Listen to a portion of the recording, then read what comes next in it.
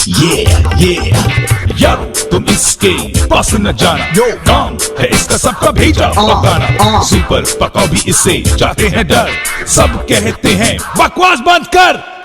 अजीज खान और मनीष शुक्ला जी हमारे साथ हैं। आप दोनों को मेरा नमस्ते। अजीज खान जी, ये परफ्यूम तो थोड़ा महंगा ही पड़ गया लग रहा है।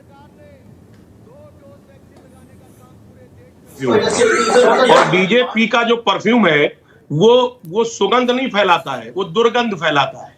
और आज दुर्गंध पूरे देश में लोगों को एहसास हो रहा है, दुर्गंध फैल रहा है। ये तो बड़े बड़े दावे कर रहे थे साहब कि नोटबंदी कर दी, जीएसटी लागू कर दिया, अब तो कालाबाजारी खत्म, अब तो काला धन खत्म। ये काला धन कहां से निकल रहा है? जवाब देना। यूपी में जो भ्रष्टाचार और कालाबाजारी का जो डबल इंजन चल रहा है, वो डबल इंजन जो है वो फेल हो चुका। जो महंगाई उत्तर प्रदेश में बढ़ी है बड़े स्तर पे, वो ऐसे ही कारोबारी, ऐसे उन्हीं के पास पैसा जमा है, रखा है, गोदामों में, दराजों में रखा हुआ है। ये बड़े बड़े दावे किए जा रहे थे। मैं कहना चाह रहा हूं ये व्यापारी कौन है, जरा इसके बारे में हम पड़ताल कर लें। पड़ताल किया गया। ये व्यापारी चंदा देता था बड़े स्तर पर और बीजेपी से बड़ा कनेक्शन था। आज जब चंदा ज्यादा मांगा गया, चंदा कम मिला, तो कार्रवाई हो गई। मैं कहना चाह रहा हूं, देखिए ना, उसका प्रूफ है। भाई प्रूफ है 19-20 में जो चंदा मिला 2,500 करोड़ रुपया इलेक्टोरल बॉन्ड से बीजेपी को मिला। उसके बाद 18-19 में 1470 करोड़ रुपए मिला था। सवाल इस बात का 76% चंदा कैसे बढ़ा? ऐसे ही दबाव बना करके। ये चंदा का खेल है, ये चंदा जीवी लोग हैं। और जो बड़े बड़े दावे और वादे कर रहे थे माननीय मोदी जी, माननीय योगी जी, वो दावे कहां गए? सब मैं जानना चाह रहा हूं। अब तो दुर्गंध फैल रहा है इस चित्र का। नरसिम्हन जी अजीज खान साहब, आपने देखिए परफ्यूम लॉन्च आपकी पार्टी के द्वारा किया गया, लेकिन दुर्गंध बीजेपी फैला रही है। और ये देखिए 257 करोड़ रुपए की करवट तो बहुत महंगी करवट है। मनीष शुक्ला जी, कई आरोप आप पर भी लग रहे हैं कि भाई आप ही के शरण में थे, आप ही के छत्र छाया में पल रहे थे, इन्होंने पैसा देना बंद कर दिया तो आपने छापे मरवा दिए, कह रहे हैं अजीज खान साहब। चलिए आनंद जी, कम से कम अखिलेश यादव प्रदर्शन नहीं कर रहे हैं कि क्यों छापा पड़ा है, नहीं तो ये भी कर डालते अब तक। देखिए, इत्र बना रहे हैं समाजवादी पार्टी का, व्यक्ति है वो भारतीय जनता पार्टी के, इससे बड़ा विरोधाभास कोई हो सकता है?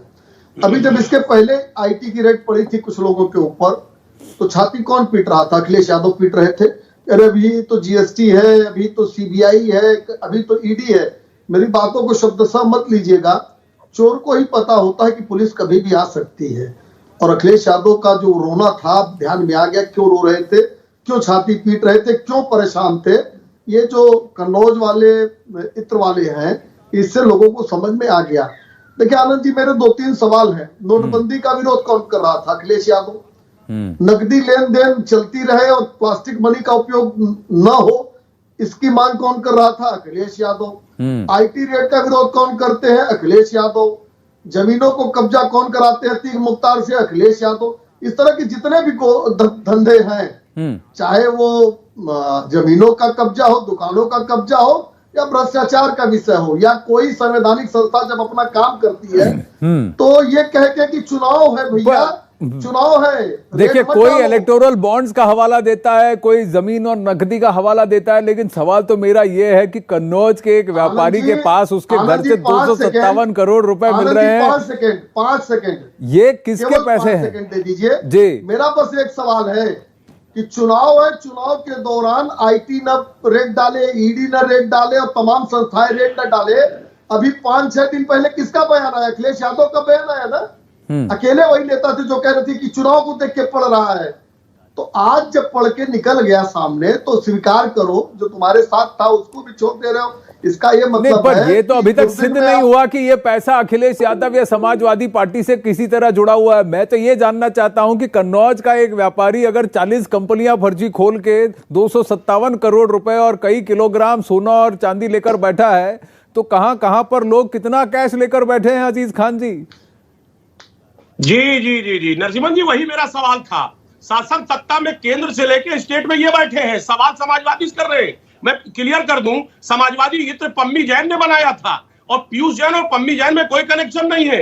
आनंद नरसिम्हन का रिश्तेदारी कोई जरूरी नहीं पीवी नरसिम्हन से हो। नरसिम्हन लग जाने से इसका मतलब नहीं रिश्तेदारी है, पहली बात। दूसरी बात, ये तो बड़े बड़े दावे कर रहे थे। मैं कहना यह चाह रहा हूं कि साहब, हमारे नेताओं के यहां इन्होंने छापा मारा, जब 17,000 रुपए मिले, ये फ्रस्ट्रेट हो गए।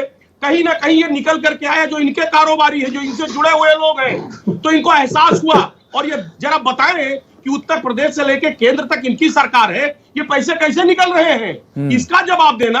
ये आरोप तो अन्य लगा रहे हैं समाजवादी पार्टी पकड़ रहे हैं, इनको शर्म नहीं आ रही है? समाजवादी से क्या लेना देना भाई? पम्मी जैन हमारे